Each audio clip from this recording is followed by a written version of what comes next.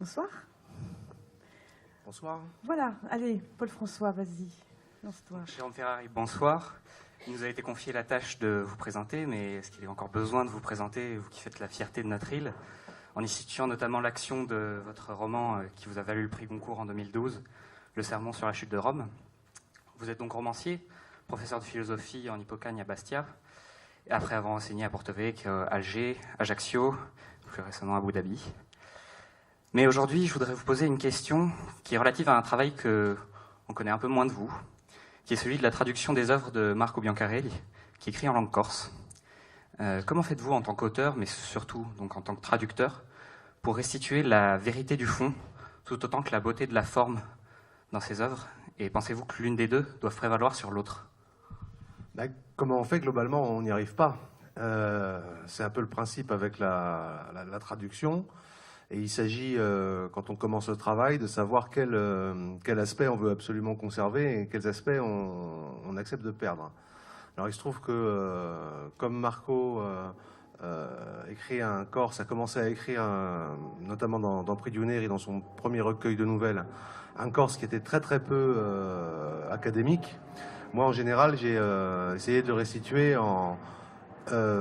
pas en mettant des tournures de français régional corse, mais au contraire en le restituant par un français assez oralisé. Et Marco était entièrement d'accord avec ça. Et ce travail de traduction que je ne ferai plus maintenant, parce que maintenant Marco s'est mis à écrire en français, ce qui me soulage beaucoup. Il m'a un peu pris de temps, mais il m'a aussi beaucoup intéressé parce que, justement, parce qu'il est impossible de ne pas perdre quelque chose et qu'il faut vraiment prendre des décisions et savoir ce qu'on perd quand on passe d'une langue à l'autre. Je vous remercie. Vas-y, continue. Oui, vous êtes traducteur, Jérôme Ferrari, vous êtes aussi enseignant. Donc vous avez un savoir-faire et une habitude de vous adresser aux jeunes gens. Quel regard vous portez en ce moment sur l'enseignement? Quelles difficultés, quel espoir ou quel désespoir au contraire? Merci pour la... Brièvement. Hein, donc je vais, ouais, bon, c'est ça. Là encore, il faut que je choisisse. Surtout pour le désespoir. Alors, je vais faire une réponse paradoxale, mais sincère. Je porte un regard assez pessimiste sur l'enseignement en général, et par principe et par nature, je porte un regard toujours assez optimiste sur les classes que j'ai en face de moi. Voilà. C'est paradoxal, mais c'est comme ça que je fais. Oui, moi, quand je lis les titres de vos livres et les mots qui sont dans les titres, rien que les mots me font rêver. Sur les titres de vos livres, il y a le sermon, il y a la mort, il y a le principe, le secret, il y a Aleph, il y a Dieu, il y a zéro, il y a l'âme. Je ne cite pas le titre, mais c'est dans les... C'est quelque chose qui vous porte les mots. Pour un écrivain, c'est évident, mais je veux dire, plus peut-être encore, c'est vraiment un choix quand même très, très esthétique, très haut, très précieux de mots. Moi, j'ai pas une très grande passion pour les mots en tant que tels. Je suis pas du tout formaliste. Je crois que les mots ont un intérêt parce qu'ils ont un référent. Et sans ce référent, je trouve que l'écriture se réduirait à une espèce de jeu formel qui peut être très habile ou très virtuose, mais qui, moi, m'intéresse pas énormément. Donc c'est toujours la relation que une phrase par les mots fait apparaître entre des choses qui m'intéressent dans un roman. Et bon, j'en parlerai un peu tout à l'heure, mais c'est pendant mon intervention.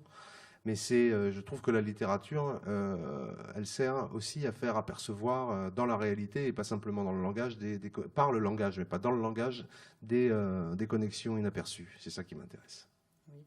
Et dans le sermon, justement, j'ai trouvé qu'il y avait une alternance de phrases extrêmement courtes, très concises, et extrêmement longues quelquefois, et c'était quasiment visuel. On avait l'impression de suivre un cinéaste avec une caméra sur des actions, puis de temps en temps ça s'arrêtait. Est-ce que c'est quelque chose que vous revendiquez ça, ou que vous voyez, ou pas du tout? C'est quelque chose que j'imagine tout à fait. L'aspect visuel ou les longues phrases?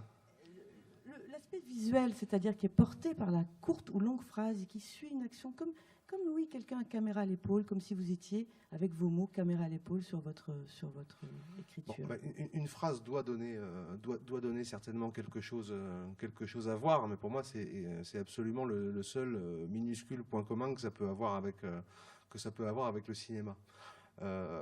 Puisque là, dans le cadre de l'écriture littéraire, pour moi, il est plus question de rythme. La forme du langage qu'on utilise doit justement coller à ce qu'on raconte. Et ça, c'est une préoccupation d'écriture, pas de cinéaste. Paul-François, tu voulais dire quelque chose d'autre? Oui, toujours en rapport avec votre sujet, c'est-à-dire vérité et beauté. Dans votre dernier roman, Le Principe, est-ce que vous pensez qu'on peut dire que vous jouez légèrement avec la vérité historique, sans la trop tronquer pour autant, mais en adaptant un point de vue plus subjectif, pour atteindre une certaine beauté littéraire qui invite plus à la lecture quelque part? Non, je crois pas. J'ai en tout cas essayé de ne pas jouer du tout avec la vérité historique dans le roman, c'est-à-dire que tout ce que je raconte de factuel est sourcé. En revanche, évidemment, il y a un regard subjectif qui est porté dessus, mais j'ai aussi fait en sorte qu'il n'y en ait pas justement un seul de regard subjectif.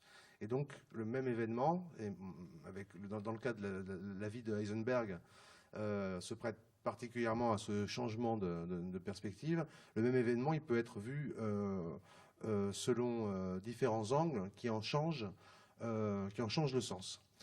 Et s'il y a vraiment un souci de la beauté dans le roman, pour moi, c'est pas la beauté du texte, c'est la beauté telle qu'elle était une préoccupation de Heisenberg lui-même. Je vous remercie. J'ai une dernière petite question. J'ai vu que vous étiez enseignant à Bastia, au lycée Diocante de Casabianca. Qui c'est? Ça s'appelle le Fango pour moi, le lycée. J'en ai aucune idée, c'est une honte. Voilà. Oui, parce que moi, quand j'ai vu ça, je me suis dit, tiens, ce nom ne me dit rien. Alors j'ai cherché, j'ai rien trouvé, je ne sais pas qui c'est. Oui, bon, pour ma défense, vraiment personne ne l'appelle comme ça, quoi, le lycée. Non. Donc on ne saura pas.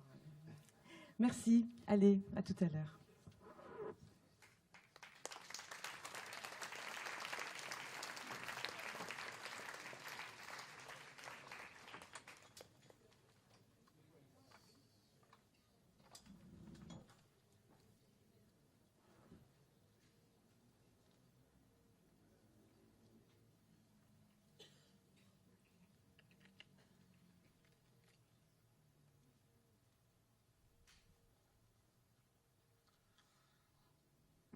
Alors, quand on m'a demandé de donner le thème de ma conférence, j'avais pas une idée très très précise de ce dont j'allais parler, donc j'ai donné le titre le plus vague possible, Beauté et vérité, en me disant que je finirais bien par trouver quoi dire. Et ça y est. Et donc je vais commencer par lire un texte de Heisenberg qui est tiré de son autobiographie, qui s'appelle La partie et le tout, et dans lequel il raconte sa découverte du formalisme mathématique de la mécanique quantique. Donc ça se passe au printemps 1925. Il est à l'époque à Göttingen et il attrape un rhume des foins et des allergies pas possibles. Alors il décide d'aller se reposer sur une île de la mer du Nord qui s'appelle Helgoland, sur laquelle il n'y a pas de pollen.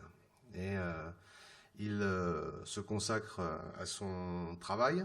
Il a d'abord l'idée d'une formulation mathématique simple, qui n'utilise que des relations entre des grandeurs observables, sans faire d'hypothèse sur la réalité physique qui lui correspond. Et puis il doit vérifier que cette formulation mathématique, d'abord, elle est logiquement consistante, et puis qu'elle permet de maintenir la loi de conservation de l'énergie. Et voilà ce qu'il écrit. Un soir, j'étais finalement arrivé au point où j'étais en mesure de déterminer, au moyen d'un calcul à vrai dire assez compliqué, selon les critères actuels, les divers termes contenus dans une table des énergies, ou comme on dit maintenant, dans la matrice d'énergie. Lorsque le calcul des premiers termes confirma effectivement la loi de conservation de l'énergie, cela me mit dans un état d'excitation assez intense. Il s'ensuivit qu'au cours des calculs suivants, je fis sans cesse des erreurs de calcul. Ce ne fut que vers 3 heures du matin que le résultat complet se trouva enfin devant moi. La loi de conservation d'énergie s'était trouvée confirmée pour tous les termes, et puisque cela s'était produit automatiquement, pour ainsi dire sans aucune contrainte, je ne pouvais plus douter du caractère non contradictoire et compact, du point de vue mathématique, de la théorie quantique ainsi esquissée. Au premier moment, cela me remplit d'une profonde angoisse.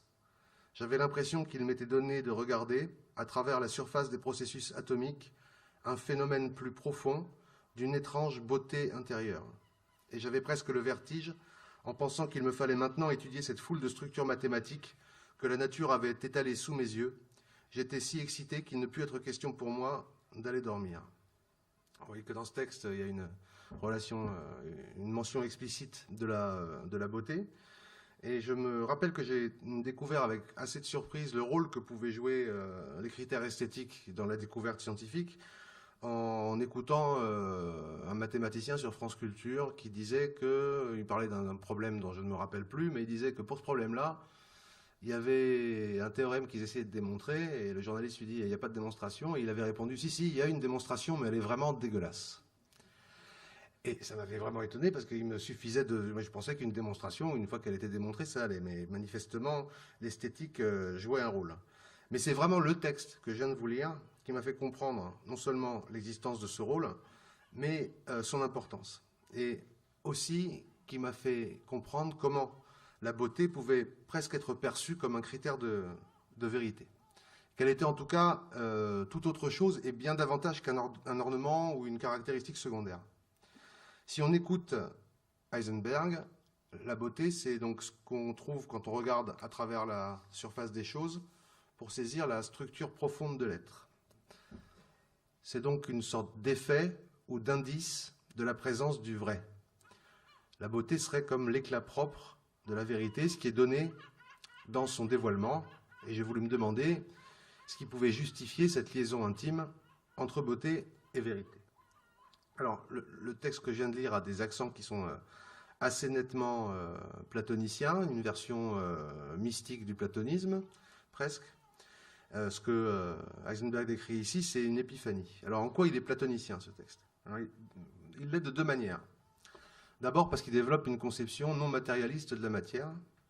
Et ensuite, deuxième point, parce que, comme Platon, il fait l'identification du vrai et du beau.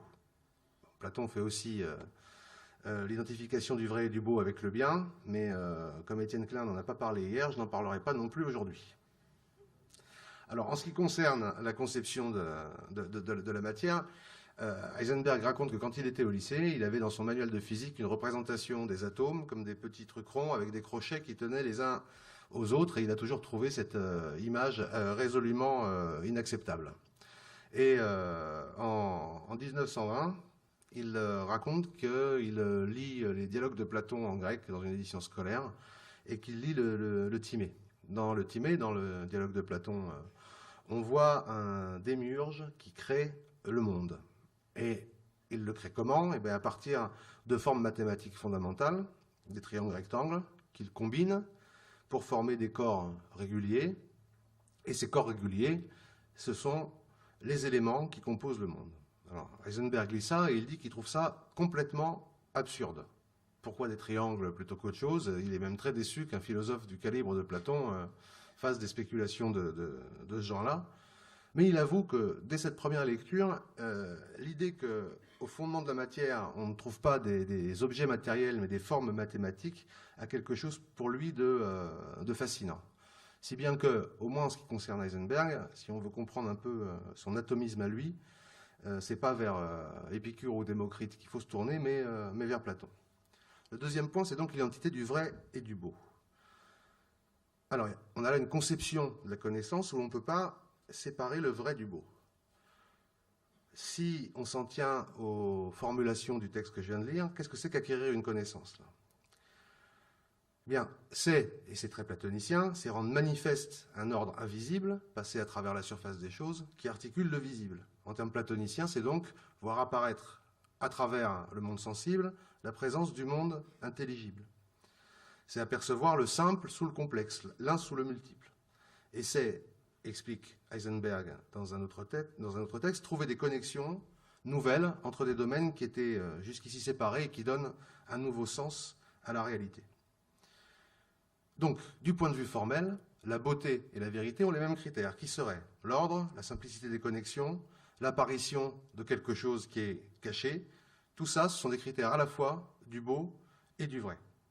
De même que, chez Platon, le beau, le vrai et le bien sont une seule et même idée.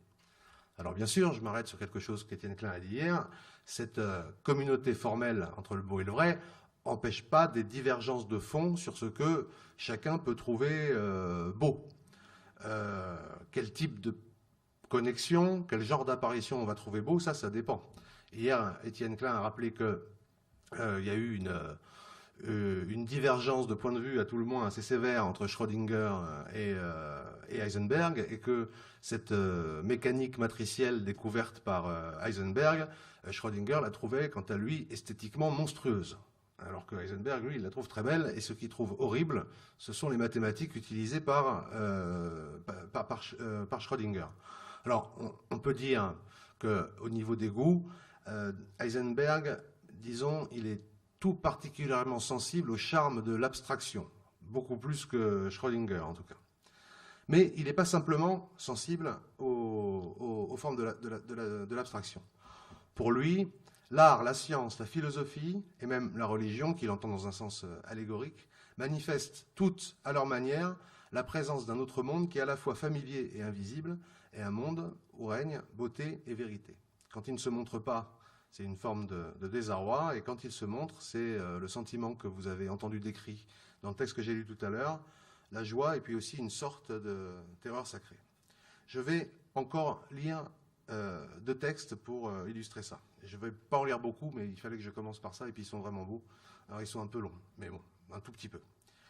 Alors, le premier texte que je vais lire maintenant, c'est aussi encore un extrait de l'autobiographie d'Heisenberg, de la partie Et le tout, et qui se passe pendant l'été 1920 dans un château en Bavière, le château de Prun. Donc l'Allemagne traverse des temps troublés. Il y a eu la République des conseils de Bavière qui a été anéantie par les corps francs. Tout le monde se pose des questions sur son avenir, et les jeunes décident de se réunir dans la cour de château de Prun pour parler de l'avenir et voir un peu leur vision de ce qui doit advenir de l'Allemagne. Et voilà ce que dit Heisenberg. Je n'avais pas de loin assez de certitude intérieure pour participer activement à ces débats. Mais j'écoutais attentivement et en même temps je réfléchissais. Mes réflexions portaient sur la notion d'ordre. La confusion qui se manifestait dans les discours me semblait démontrer qu'il pouvait exister des ordres véritables mais différents, pouvant entrer en conflit entre eux, et que cette lutte entre des ordres différents entraînait le désordre. Mais ceci n'était possible, me semblait-il, que parce qu'il s'agissait d'ordres partiels, de fragments qui s'étaient détachés de l'assemblage formé par l'ordre central. Ces fragments n'avaient pas encore perdu leur force créatrice, mais n'avaient pas conservé leur orientation vers le centre. Cette absence d'un centre actif était un fait qui s'imposait de plus en plus à mon esprit, douloureusement, à mesure que j'écoutais les orateurs. C'était une souffrance presque physique. Et cependant, je me sentais moi-même impuissant à trouver, dans cette jungle d'opinions contradictoires, un chemin vers le centre. Des heures et des heures passaient ainsi à écouter les discours et les discussions. Les ombres s'allongeaient dans la cour du château, puis la chaude journée se termina par un crépuscule gris-bleu suivi d'une nuit éclairée par la lune. On continuait à discuter, puis un garçon tenant un violon parut sur le balcon, et le silence se fit. Alors résonnèrent au-dessus de nous les premiers accords en ré mineur de la chaconne de Bach. À ce moment-là, j'eus le sentiment que le contact avec le centre était établi sans aucun doute possible. En dessous de nous, la vallée de l'Altmühl, baignée de clair de lune, eût suffi à fournir les motifs d'un enchantement romantique, mais ce n'était pas là l'explication. Les notes claires de la chaconne étaient comme un vent frais, déchirant le brouillard et faisant apparaître les structures nettes cachées derrière celui-ci. On pouvait donc bien considérer qu'il y avait un centre, et que le centre avait pu être évoqué à toutes les époques, par Platon et par Bach, dans le langage de la musique et de la philosophie, ou encore de la religion. Il devait encore être possible, donc, de l'évoquer aujourd'hui et dans l'avenir.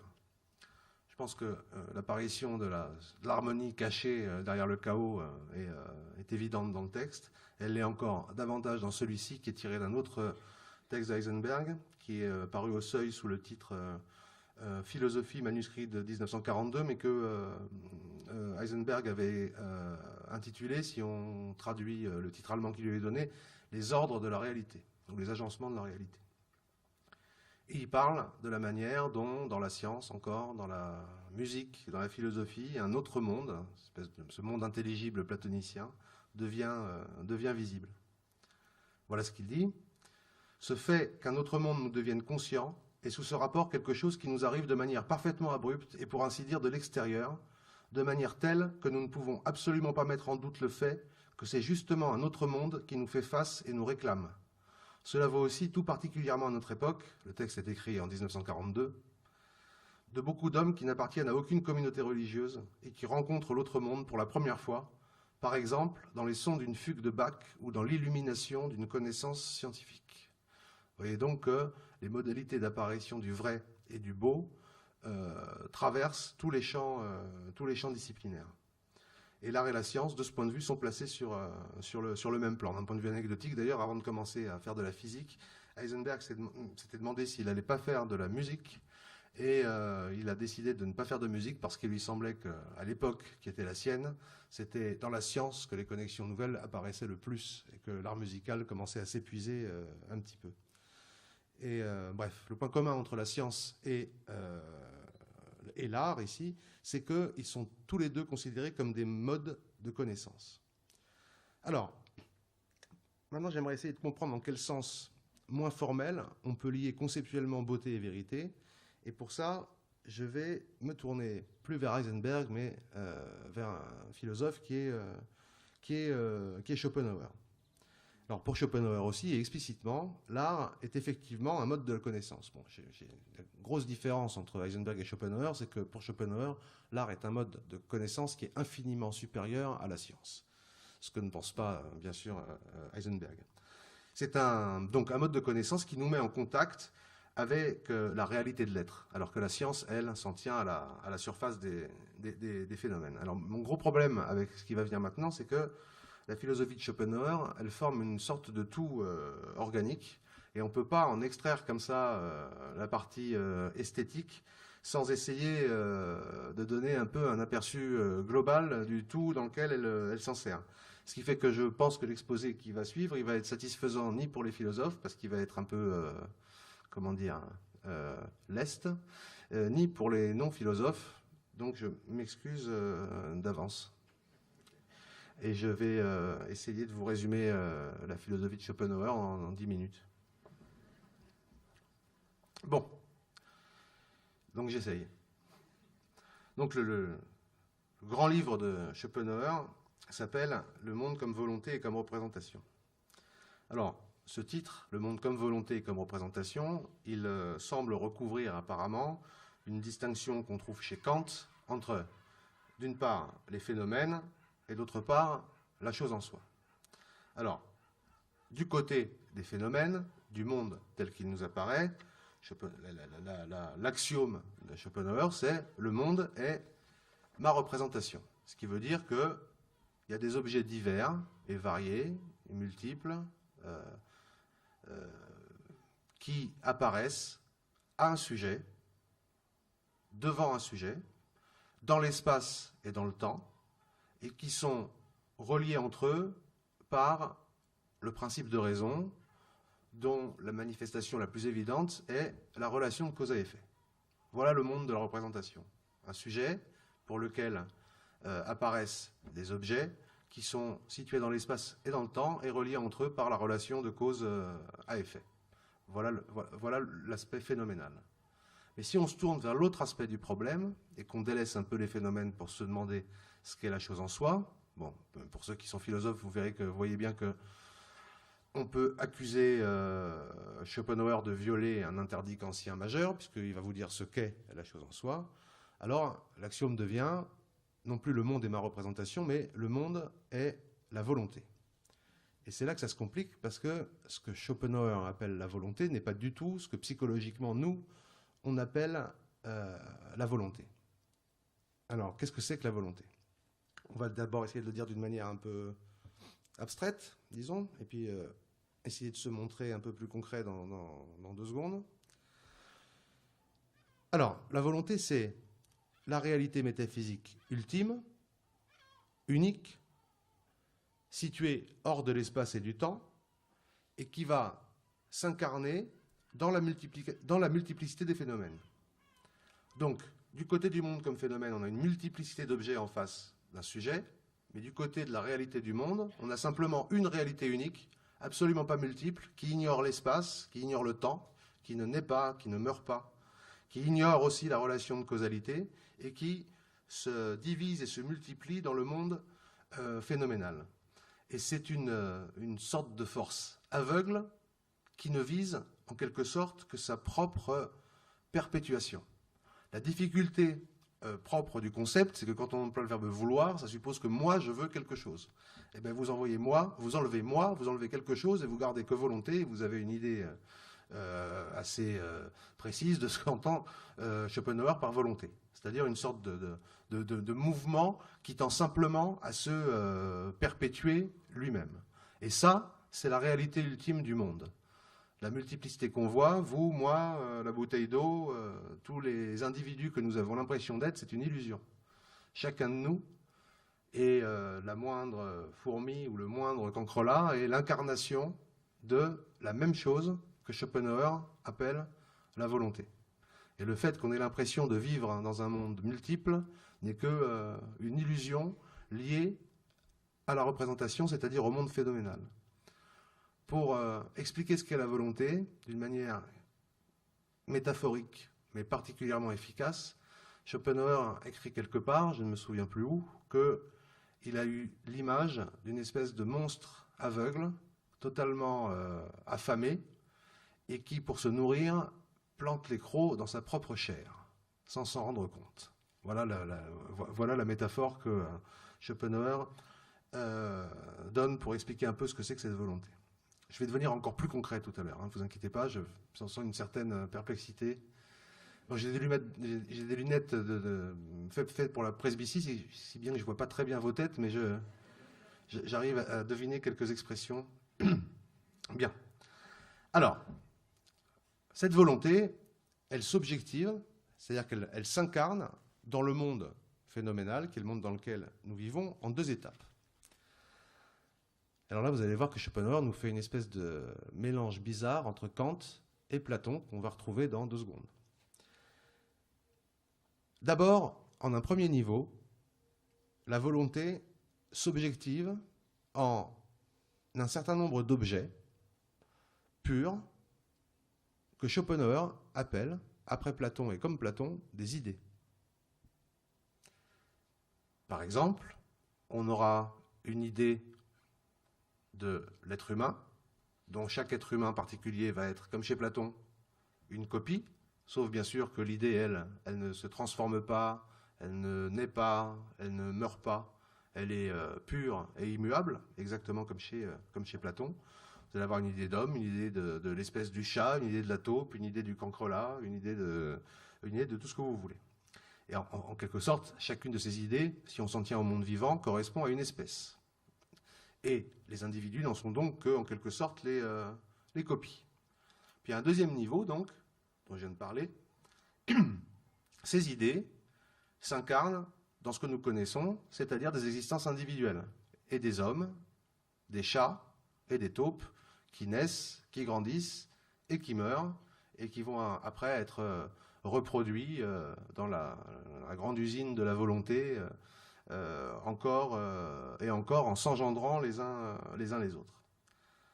Alors, ce qu'il faut comprendre, c'est que ce soit au niveau des idées ou que ce soit au niveau des individus, c'est toujours la même volonté qui s'incarne. C'est la même chose. La différence entre individus n'est que pure illusion. De même que la multiplicité, c'est aussi une illusion. Alors, maintenant, je vais être concret. Donc je bois un peu.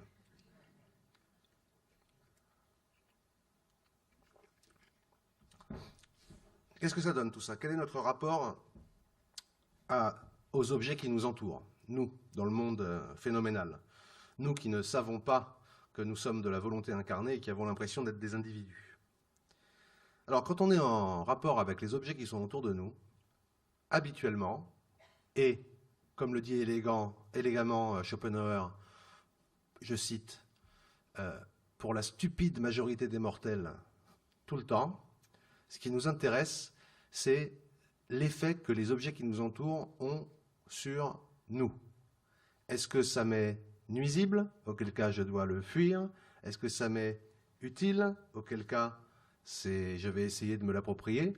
Et ce que je décris là, c'est, dit en termes un peu plus rigoureux, que nous ne considérons généralement les objets extérieurs que dans la mesure où ils servent ou desservent notre volonté. Ce qui nous intéresse, ce n'est pas l'objet. C'est est-ce qu'il est utile ou est-ce qu'il est nuisible? Ou est-ce qu'il est absolument indifférent? Quand j'ai repéré un objet qui m'est utile, et donc que je vais désirer m'approprier, je vais utiliser mon entendement, moi, pour voir comment il faudrait faire pour que je me l'approprie. Ce que je viens de décrire là, ça veut dire que pour Schopenhauer, nos capacités de réflexion, la manière dont on se sert de notre intelligence, c'est toujours mis au service de notre désir, c'est-à-dire de la manifestation en nous de la volonté. Voilà la vie. À quoi ressemble-t-elle? Alors c'est assez simple à dire. Pour Schopenhauer, la vie, à cause du processus que je viens de vous décrire, elle a une double caractéristique. D'une part, elle est absurde, et d'autre part, elle est douloureuse. Pourquoi absurde? Absurde parce que vivre, c'est incarner la volonté, et que la volonté est littéralement sans raison. Schopenhauer fait des pages très sérieuses et en même temps très drôles, dans lesquelles il explique qu'il est impossible de trouver une réponse acceptable à la question « Pourquoi vivre ?» Pour quelle raison vivre? Il n'y a pas de raison. Et il dit même que si on utilisait notre raison, on devrait convenir que le néant est de loin préférable à l'existence. Mais on n'utilise pas notre raison.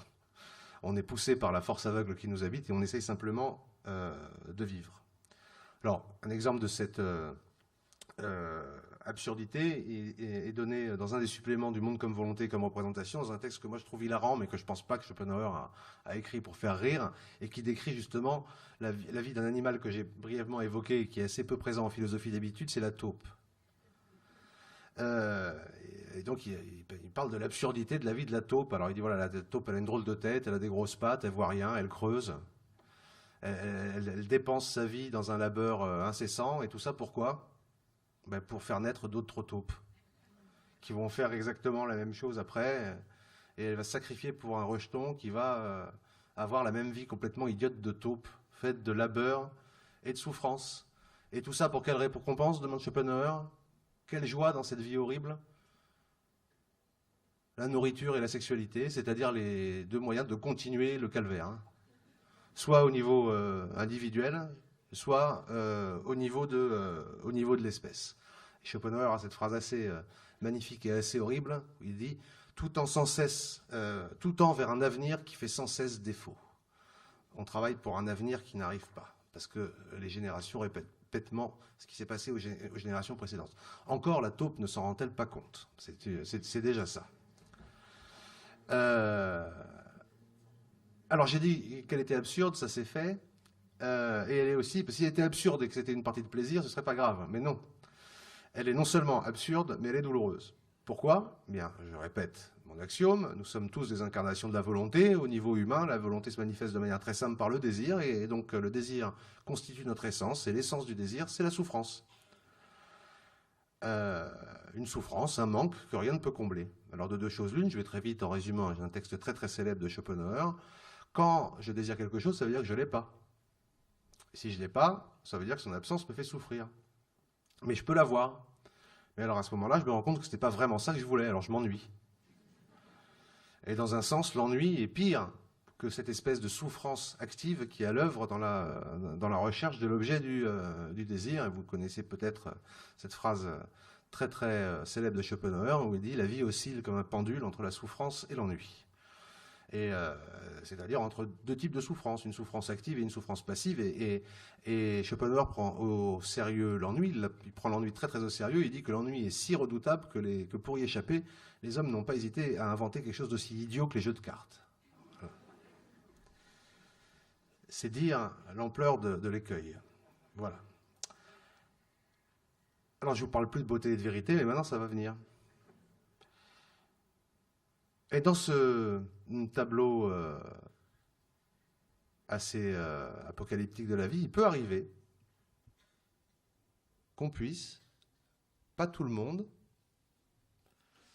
pas toujours, au moins pour un petit instant, échapper à la tyrannie de la volonté et au cycle absurde et douloureux du désir sans cesse renaissant et sans cesse déçu. Je vous ai dit tout à l'heure que l'intelligence, l'entendement, pour la plupart des êtres humains et pour tous les animaux, ça sert simplement à fuir ce qu'on craint et à obtenir ce qu'on désire. Et que donc, l'entendement est entièrement au service d'une pulsion. Mais il arrive, par une sorte de perversion curieuse, que l'entendement échappe à son maître, qu'il échappe à sa fonction et qu'au lieu de nous dire simplement comment on obtient ce qu'on désire, il nous permettent de connaître les choses qui nous entourent.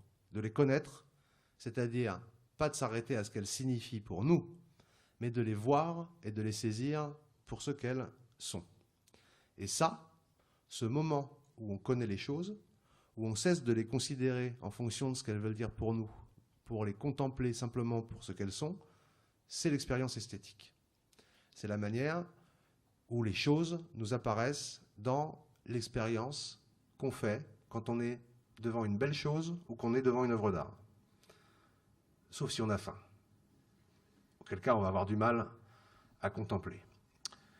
Là, c'est la volonté qui se fait entendre.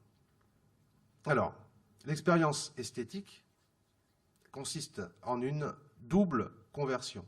Une conversion du côté de l'objet et une conversion du côté du sujet. Alors, du côté de l'objet, quand on regarde un objet dans l'expérience esthétique, il ne nous apparaît plus en fonction du désir ou de la répugnance qui peut nous inspirer. Il ne nous apparaît plus non plus dans son individualité, mais il apparaît comme le représentant de son essence, c'est-à-dire de l'idée qu'il manifeste. Si je regarde l'Aurige de Delphes, ce que j'ai devant moi, par exemple, dans cette statue, ce n'est pas un individu humain, c'est une représentation idéale de l'humanité. Et c'est ça que je vois. Autrement dit, dans l'œuvre d'art, l'idée apparaît et se donne à voir dans le monde sensible. Si bien que l'œuvre d'art a en quelque sorte la fonction que peut avoir l'icône dans la religion orthodoxe. Rendre visible l'invisible, de manière inadéquate, certes, mais ça ouvre une porte sur ce qui ne peut pas être vu et qui pourtant apparaît dans le domaine du visible. Donc, voir cet objet-là, c'est, dans l'expérience esthétique, c'est plus voir un objet, c'est voir une idée, c'est-à-dire un objet pur, quelque chose qu'on ne voit jamais. Mais pour que je puisse le voir, ça suppose que moi, sujet qui regarde, j'ai échappé à ce qui constitue le fond de mon existence, que j'ai échappé à la volonté, à la tyrannie du désir, et que je puisse voir, parce que je me suis débarrassé du désir, l'objet dans son essence, tel qu'il est. C'est-à-dire que je puisse le connaître pour une fois, et pas pour longtemps, de manière objective. Or, pour Schopenhauer, l'objectivité de l'objet, l'objectivité telle que je la vois quand je me suis débarrassé de la tyrannie de la volonté, ça s'appelle la beauté. La beauté, c'est strictement synonyme de l'objectivité de la chose qui m'apparaît quand moi, j'ai échappé à la tyrannie de la volonté.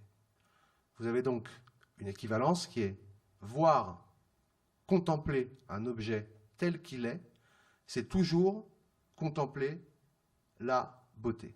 Schopenhauer écrit « L'objet le plus insignifiant peut être contemplé d'une manière purement objective, indépendamment de la volonté, et prend par là même le caractère de la beauté. » C'est-à-dire que si on était des purs sujets connaissants, totalement dépourvus de désir, tous les objets qu'on regarde nous paraîtraient beaux.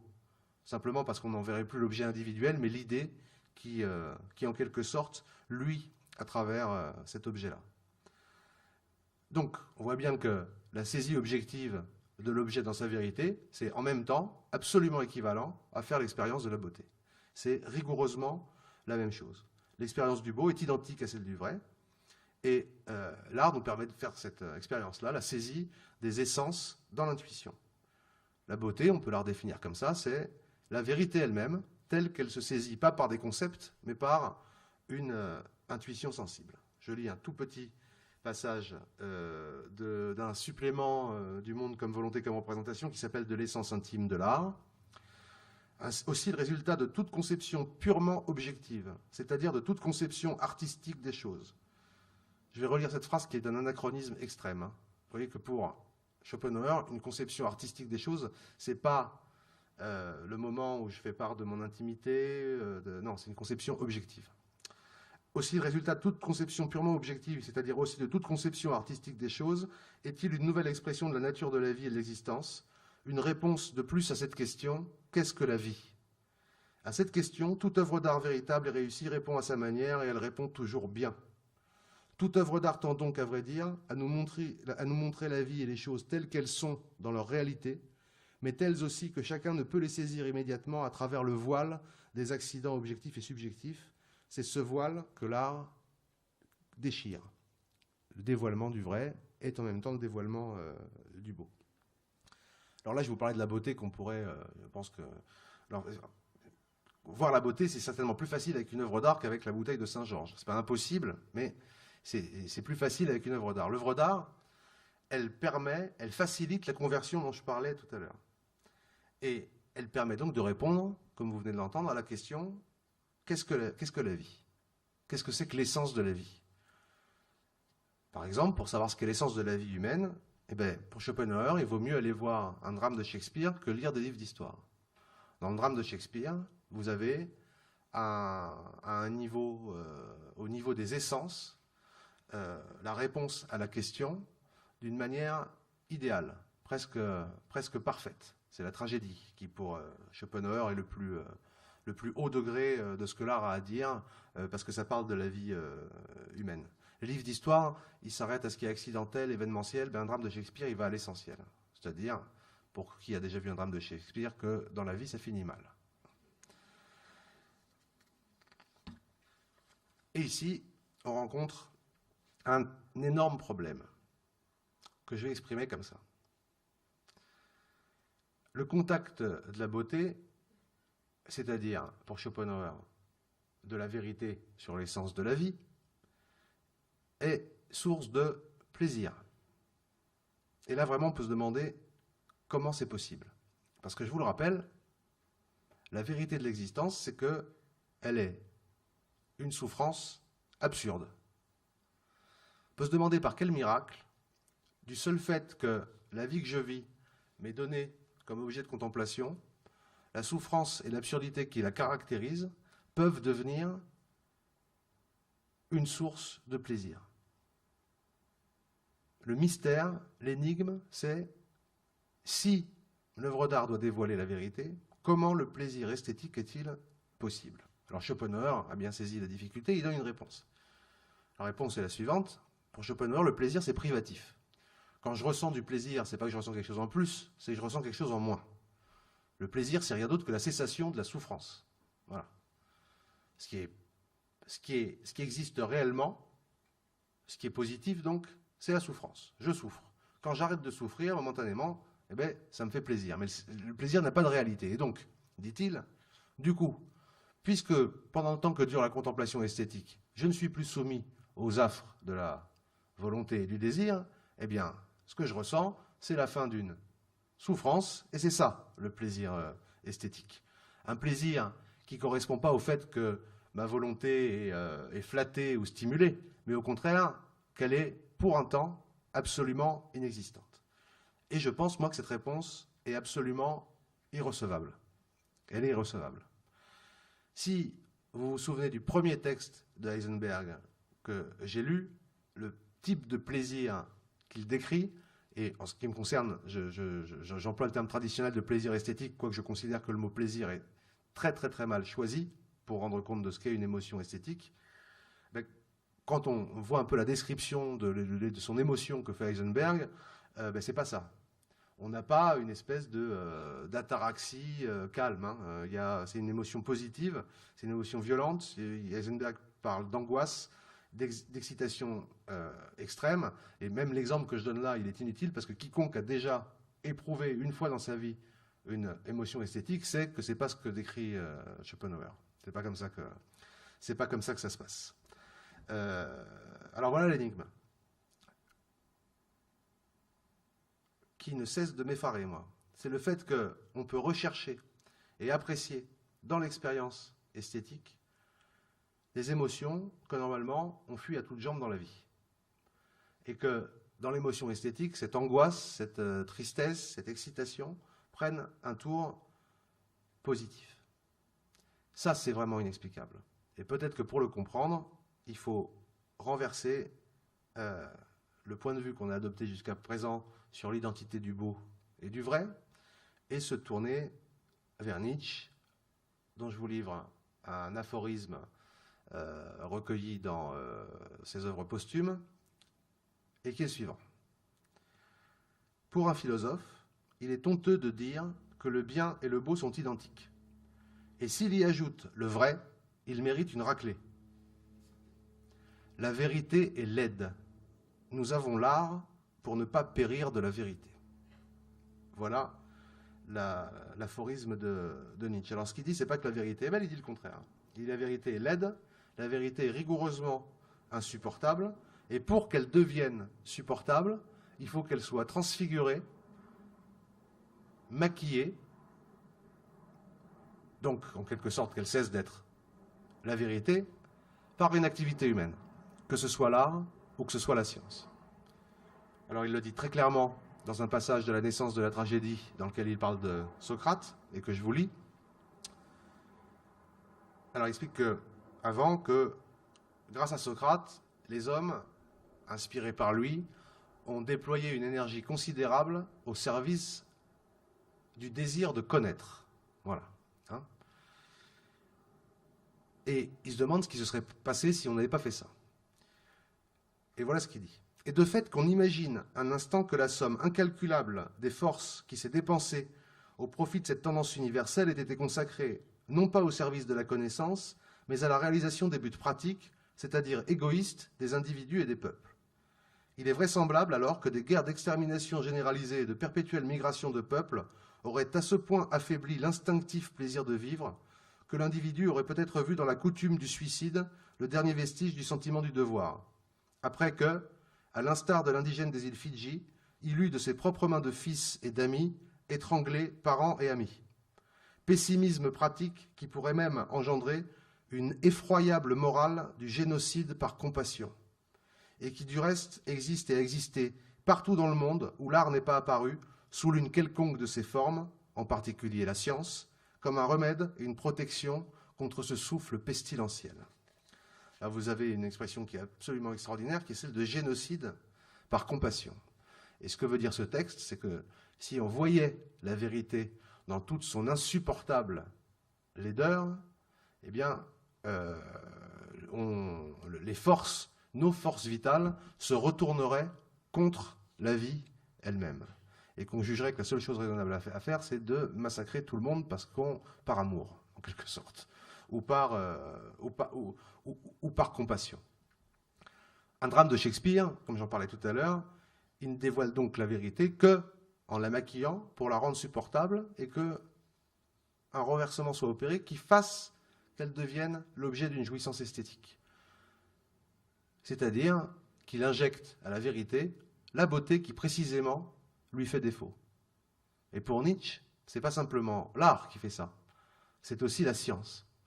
La science donne pour Nietzsche au monde une forme que le monde n'a pas, une harmonie que le monde n'a pas, et des lois que la nature n'a pas.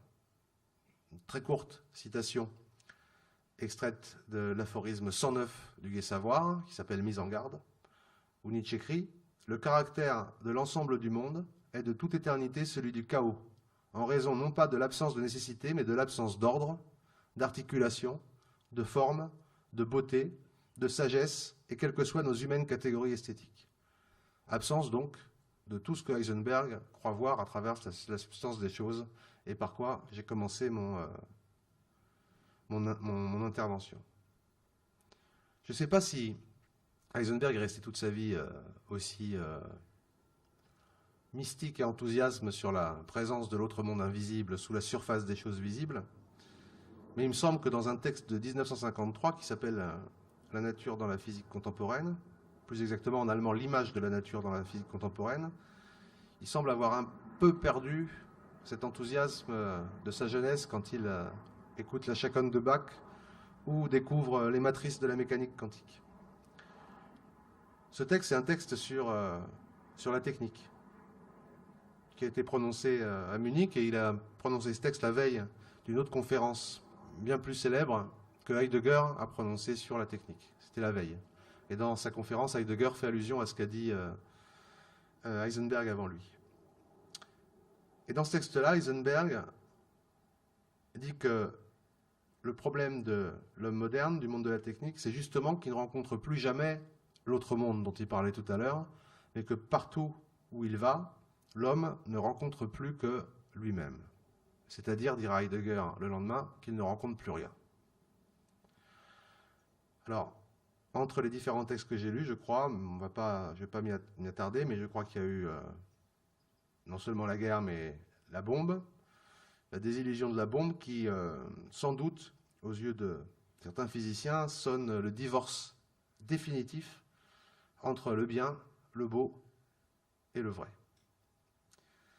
Alors, je suis désolé, mais je vais finir sur une aporie, parce que comme vous voyez, je vous ai présenté deux théories sur les rapports du beau et du vrai qui sont profondément contradictoires. Le malheur, c'est que depuis le temps que je les connais, je suis toujours incapable de trancher entre les deux, parce que dans un sens, bien qu'elles soient contradictoires, eh ben, elles me semblent vraies, toutes les deux, et que je n'arrive pas à m'en sortir. Alors je vais achever par quelque chose qui sera, j'espère, autre chose qu'une pirouette rhétorique, mais j'aime me dire que si j'arrive pas à choisir entre les deux, c'est peut-être parce que, et là je cite un autre physicien qui est Niels Bohr, parce que le contraire d'une vérité triviale, c'est quelque chose de faux, dit Bohr. Mais le contraire d'une vérité profonde, c'est une autre vérité profonde. Je vous remercie.